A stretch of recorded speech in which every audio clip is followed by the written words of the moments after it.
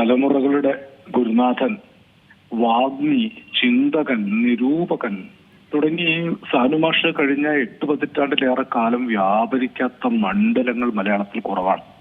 ഏതാണ്ട് ഒരു നൂറ്റാണ്ട് നീണ്ട ജീവിതമാണ്. നവോത്ഥാനം നൽകിയ വലിയ മനുഷ്യ വിവേകത്തിന്റെ അവസാനത്തെ വെളിച്ചമാണ് പൊരിഞ്ഞത് എന്ന് വേണമെങ്കിൽ പറയാം.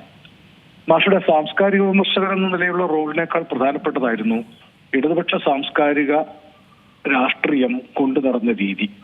അദ്ദേഹം തെരഞ്ഞെടുപ്പ് മത്സരിച്ച് MLA ആയതല്ല, അതിനേക്കാൾ ഉപരിയായി നവോത്ഥാനം മുന്നോട്ട് വെച്ച യുക്തി ചിന്ത, ശാസ്ത്രബോധം, ഉത്തമ മാനവികത തുടങ്ങിയ എല്ലാ മണ്ഡലങ്ങളും ശ്രീനാരായണ ഗുരുവിന് ശേഷം പൊതുസമൂഹത്തിന്റെ ഒരു സാമൂഹ്യ അധ്യാപകനായി അദ്ദേഹം പ്രവർത്തിച്ചു.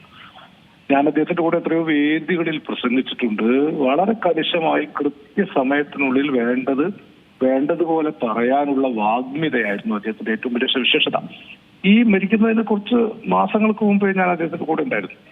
എഴുന്നേറ്റ് വേദിയിൽ വന്നു നിന്നാൽ വളരെ കൃത്യമായിട്ട് ഓർമ്മിച്ച് പറയും. ഒരു വാക്ക് പോലും മാറ്റാനുണ്ടാവില്ല, കൂട്ടിച്ചേർക്കാനുണ്ടാവില്ല. അത്ര കൃത്യതയോടു കൂടിയാണ് മാഷ് പ്രഭാഷണം ചെയ്തിരുന്നത്, എഴുതിയിരുന്നത്. അവസാനം ഭാഷാഭൂഷണിയിൽ വന്ന C. കേശവനെ കുറിച്ചുള്ള ദീർഘമായ ലേഖനം ഞാൻ അമ്പരന്ന് പോയി.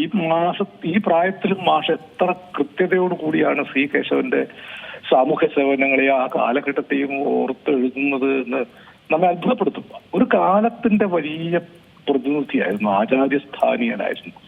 തന്റെ അറിവുകൾ ജീവിതത്തിൽ അദ്ദേഹം പരിപാലിച്ചു. അനേകം തലമുറകൾക്ക് വഴികാട്ടിയായി, ഗുരുവായി. എന്നെ പഠിപ്പിച്ചിട്ടില്ല, പക്ഷേ എന്നെ വഴി കാണിച്ച് പ്രഭാഷണ രംഗത്ത് നയിച്ചതിലും അദ്ദേഹത്തിന് പങ്കുണ്ടെന്നാണ് എന്റെ വിശ്വാസം. പല വേദികളിലും അദ്ദേഹം തന്നെ എന്റെ പേര് നിർദ്ദേശിക്കും, എന്നെ വിളിക്കണമെന്ന് പറയും. അങ്ങനെ ഒരു ഗുരുത്വം എനിക്ക് അദ്ദേഹത്തിന് കിട്ടിയിട്ടുണ്ട്.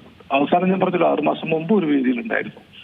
ഒരുപക്ഷെ മലയാളത്തിൽ ഇങ്ങനെ ഒരു പ്രതിഭ ഇനി ഉണ്ടാവുകയില്ല. കാരണം ഒരു വലിയ ഗുരുനാഥൻ, ആചാര്യൻ ആയിരുന്നു മാഷ്. നല്ല വായന, ആഴമേറിയ ചിന്ത, വിശകലനം. ഇപ്പൊ നക്ഷത്രങ്ങളുടെ സ്നേഹഭാജനം, ചങ്ങമ്പുഴയെ കുറിച്ചുള്ള പുസ്തകം ചങ്ങമ്പുഴയെ കുറിച്ചുണ്ടായ ഏറ്റവും പ്രധാനപ്പെട്ട ഒരു പഠനമാണ്. കാൽപ്പനികതയിലെ ഈ വിപ്ലവ കാൽപ്പനികതയുടെ പേശീബലം, ക്രിയാശേഷിയൊക്കെ മാഷ് അതിൽ കൃത്യമായിട്ട് പറയുന്നുണ്ട്. എനിക്കിപ്പോൾ ഓർമ്മ വരുന്നത് വയലാറിനെ കുറിച്ചുള്ള ഒരു കവിതയിൽ പറയുന്നുണ്ട്, മനുഷ്യനെന്ന് ഉച്ചരിച്ചപ്പോൾ വയലാർ കണ്ടത് അനേക യുഗങ്ങളിൽ കൂടി തളരാതെ പോരാടി കയറി വന്ന അജയ്യ നിഷേധാഖ്യത്തിന്റെ മൂർത്ത രൂപത്തെയാണെന്നാണ്. ആ വാക്കുകൾ അദ്ദേഹം ഉണ്ടാക്കുന്നതിന്റെ ഒരു പേശീബലം വളരെ പ്രധാനമായിരുന്നു. M. ഗോവിന്ദനെ കുറിച്ച് മലയാളത്തിലുണ്ടായിട്ടുള്ള ഏറ്റവും പ്രധാനപ്പെട്ട പുസ്തകം മാഷയുടെ പഠനമാണ്. അങ്ങനെ നമുക്ക് ഏത് വിഷയത്തിലും സംശയം തോന്നിയാൽ ചോദിക്കാനുണ്ടായിരുന്ന ഒരാൾ. ഈ നവോത്ഥാനത്തിന്റെ ഒരു നൂറ്റാണ്ട്, കഴിഞ്ഞൊരു നൂറ്റാണ്ട്, മലയാളിയാക്കിയ നൂറ്റാണ്ടിന്റെ സമസ്ത സാംസ്കാരിക വിവേകങ്ങളുടെയും കാവൽക്കാരൻ. അങ്ങനെ ഒരു വലിയ വെളിച്ചമാണ് പൊരിഞ്ഞു പോയത്. വലിയ നഷ്ടമാണ്. എന്നെ സംബന്ധിച്ച് വല്ലാത്തൊരു ശൂന്യതയും അനാഥത്വവും അനുഭവപ്പെടുന്നു. ആ മഹാഗുരുനാഥന്റെ മരണമില്ലാത്ത സ്മരണകൾക്ക് മുമ്പിൽ പ്രണാമം.